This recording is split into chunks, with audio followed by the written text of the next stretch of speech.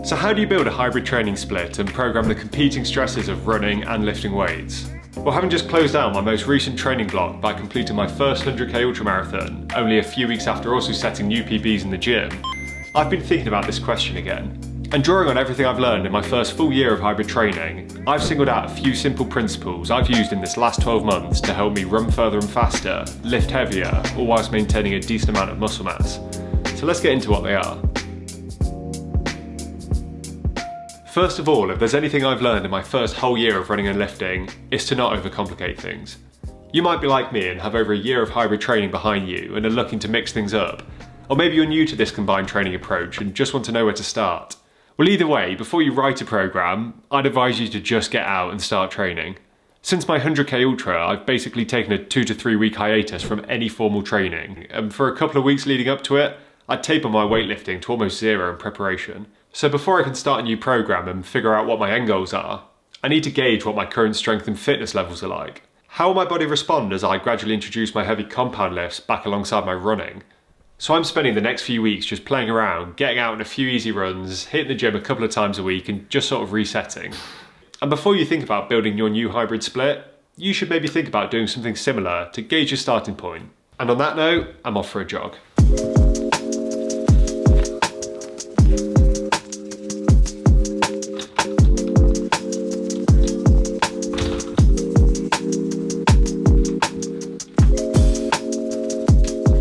When starting a new training program, goals can be a great way to motivate you and keep you on track, but deciding what these are can be tricky. And more recently I've been focused more on input goals rather than outcome goals, and I'll explain what those mean in a minute. But first I need a shower. An outcome goal could be running a 5k in under 20 minutes or trying to bench 2 plates in the gym. And that's all well and good, but the problem with these sorts of outcome goals is that they designate a very specific endpoint without providing a path on how to actually achieve them. To reliably meet these sorts of outcome goals, you need to have a pretty high level of experience and knowledge when it comes to training methods in order to build and then execute an appropriate hybrid program. And even then, these outcomes are sort of pass-fail. So if you don't reach that specific goal, then you can be left pretty frustrated and demotivated. So I now focus more on input goals. So how many kilometers am I running this week, or how many sets am I doing in the gym? Or even how much sleep am I aiming for tonight? If I can reliably increase my inputs, i.e. my training volume over time, then I can pretty much guarantee that I'll be making progress. And if I don't, then it's likely because I haven't been able to reach these inputs, so the fix is more obvious. When I ran my first sub 40 minute 10k, I wasn't training with this specific time in mind. I was just intentionally increasing the distance I was running in lower heart rate zones and trying to increase my aerobic endurance. And when I deadlifted 200 kilograms for the first time as a regular runner, this was off the back of several months of consistently lifting slightly heavier weights for slightly more reps. By shifting my focus from arbitrary milestones to specific inputs in my training that are within my control, I've been able to make consistent strides forward and outperform anything that I thought would be possible after only a single year of hybrid training.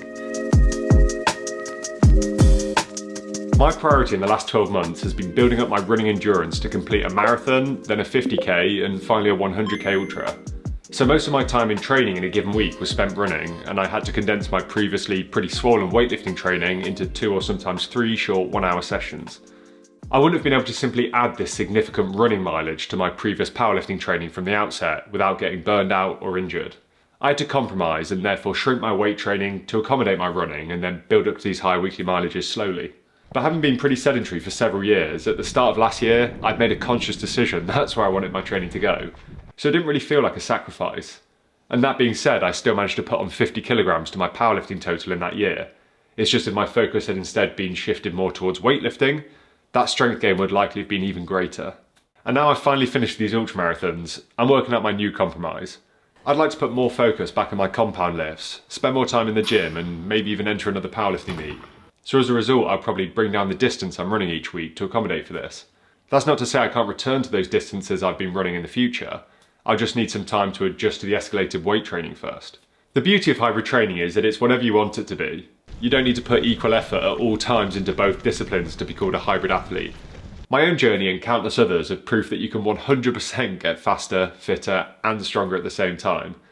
But understanding your own priorities and the compromise that you're willing to make is key. So I tend to split my own training into roughly 12-week blocks, and I write a week at a time and adjust it as I go along, trying to stick to the principles I mentioned earlier, such as my priorities and goals for that block.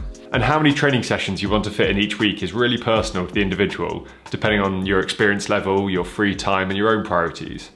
If your motivation to start a hybrid split is to simply become healthier, well, you'd be surprised how little you need to be doing to reap the benefits of hybrid training, and I've got a whole video on that topic up here. But if your goal is to make progress, then you need to be doing more than you were before. In your first week of a new program, I'd be starting off pretty easy, somewhere around 25% less work than the hardest week of your previous program, or the hardest week of training you've comfortably completed in the recent past. For beginners, this might be 1 or 2 30-minute jogs and 2 or 3 45-minute full body sessions in the gym, but this is just a rough example. From here, you should slowly increase your training workload over time, and that doesn't mean that every week needs to be harder than the last, but you should certainly be planning for an increase in training intensity or volume as the program progresses, and you should be finishing the block with a greater workload than what you started. So in running, that could be gradually increasing your weekly mileage or doing more intense speed and hill sessions throughout the block. And in weightlifting, that means either lifting heavier weights or doing more sets, reps and variations with the same weights. I do most of my training at an intensity around 60 to 80%, so that's running predominantly in heart rate zones 2 and 3 and lifting weights between 60 and 80% of my 1 rep maxes. And keeping your average training intensity low like this will help to prevent injury and burnout. But obviously these more intense sessions are also necessary to get stronger or fitter. Just make sure these make up less than half of your total workload and consider separating out your hardest sessions of the week by around 48 hours just to help you recover. And if you're feeling really fatigued after a hard week or session, then don't be afraid to take a deload week, where you drop your total workload to around 60% of what a standard training week looks like. And I fit these in every 3 or 4 weeks in my own block. So this is what a week of my own training looked like for me at peak ultramarathon prep. Whereas in contrast, this is roughly what my first week of training will look like for my next block. So less kilometers and more lifting. But just a really big caveat here, I don't want to be too prescriptive in this video and give you an exact template to copy. Hybrid training is so diverse, and how I train is probably entirely different from how someone else trains. And it doesn't mean I'm right and they're wrong, it's just we have different priorities. My weight training, for example, focuses on powerlifting and the main compound lifts rather than bodybuilding or Olympic weightlifting, because that's what I enjoy. And as I keep saying, I've recently ran a 100k ultra, which has meant my running training has been pretty niche as I prepared for that. What I'm trying to do is explain the tried and tested principles I've used in my own hybrid split that you can then hopefully apply to your own training. And your training, like mine, will be a constant process of learning, refining and reiterating as you get better, or as life gets in the way and you need to step back temporarily. But my last bit of advice is to not let uncertainty or planning get in the way of action. The only way to figure out what actually works for you is to just get to work. And if there's anything else you think I've missed, then let me know down in the comments, because I'm always looking for ideas for new videos.